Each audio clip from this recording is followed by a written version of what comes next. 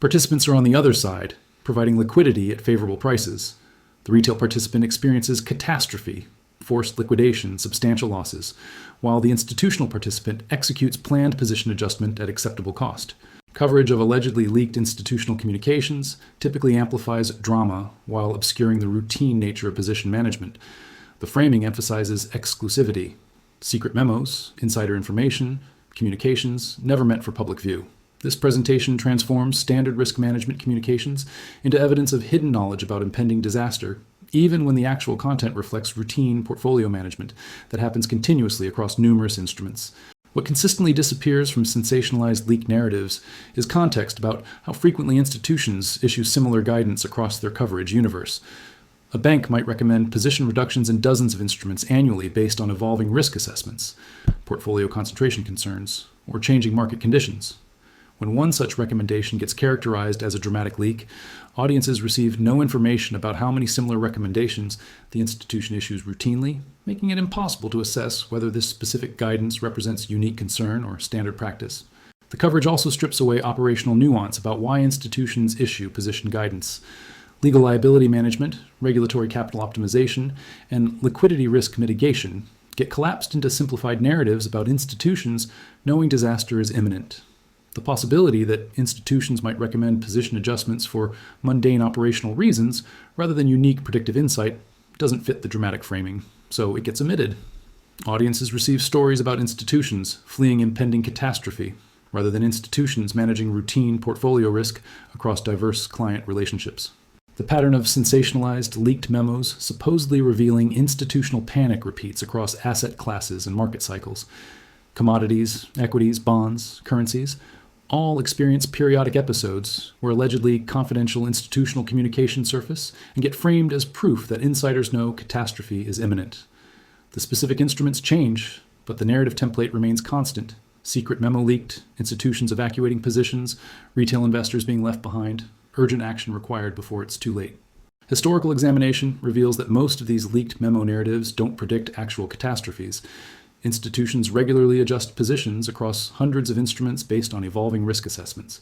Most position adjustments occur without dramatic market outcomes, representing normal portfolio management that happens continuously. When leaked guidance gets publicized, it typically generates attention precisely because it fits existing catastrophe narratives that audiences find compelling, not because it represents uniquely valuable intelligence.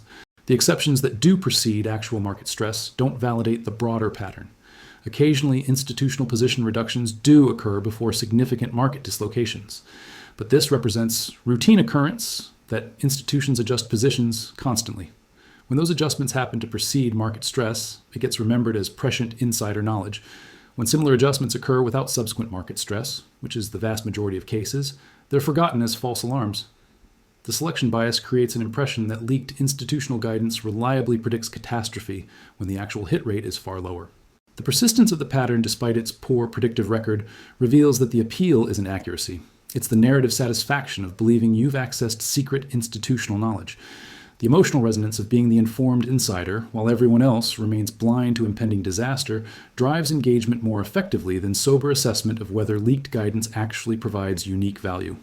The pattern repeats because it serves psychological needs rather than informational ones, and those psychological needs remain constant regardless of how often the catastrophe predictions fail to materialize.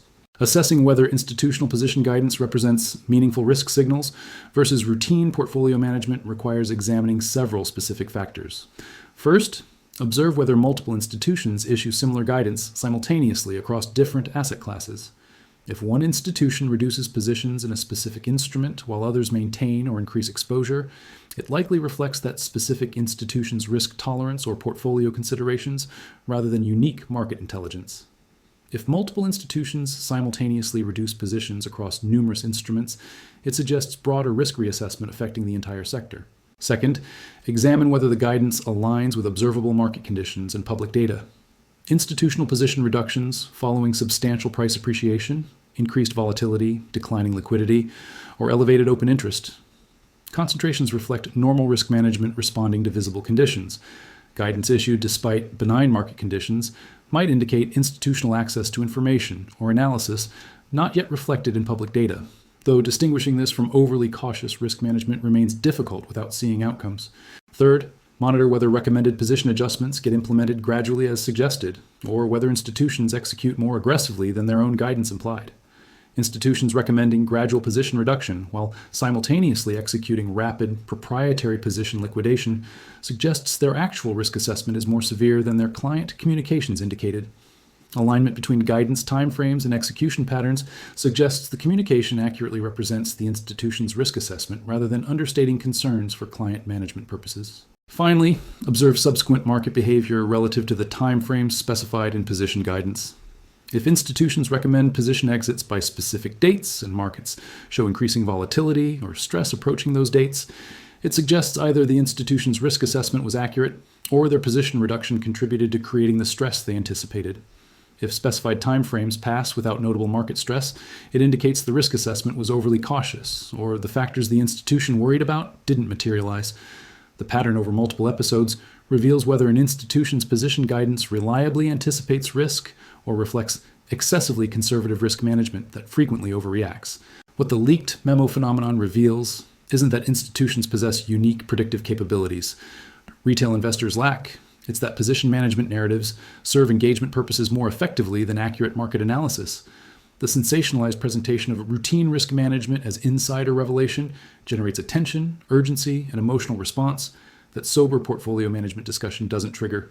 The phenomenon persists, not because it reliably predicts market outcomes, but because it satisfies psychological needs around accessing exclusive information and avoiding catastrophe. The uncomfortable reality is that most institutional position guidance reflects operational concerns: regulatory capital management, legal liability mitigation, liquidity risk assessment, rather than unique predictive insight about market direction. Institutions issue similar guidance across dozens of instruments annually, with most having no subsequent market impact whatsoever. The cases that do precede market stress get remembered and amplified, while the majority that don't get forgotten, creating survivorship bias that makes the pattern seem more reliable than actual outcomes justify. 3 signals indicate whether position guidance represents meaningful risk versus routine management, whether multiple institutions issue similar guidance simultaneously, whether guidance aligns with observable market stress already visible in public data, and whether institutions' actual execution matches the urgency of their client communications or exceeds it in ways suggesting they're understating concerns. The systemic warning extends beyond any particular asset class to how financial information gets packaged and distributed in attention economy frameworks. Content that generates engagement through urgency and exclusivity spreads regardless of accuracy, because the psychological satisfaction of accessing supposed insider knowledge drives sharing and discussion independent of whether the information proves useful. The leaked memo pattern will continue repeating across markets because it serves content creation and distribution purposes effectively, even when it serves investment decision-making poorly. The solution isn't better access to institutional communications. It's recognizing that institutions adjust positions continuously for operational reasons that rarely provide useful signals about market direction. Most position guidance reflects risk management protocols designed to protect institutions from concentration risk, regulatory burden, and legal liability rather than unique intelligence about impending market catastrophe.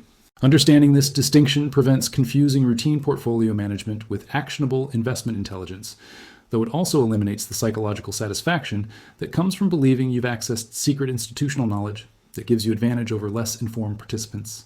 That trade-off, accuracy over narrative satisfaction, is one many participants aren't willing to make, which ensures the leaked memo pattern will continue generating attention regardless of its actual predictive value.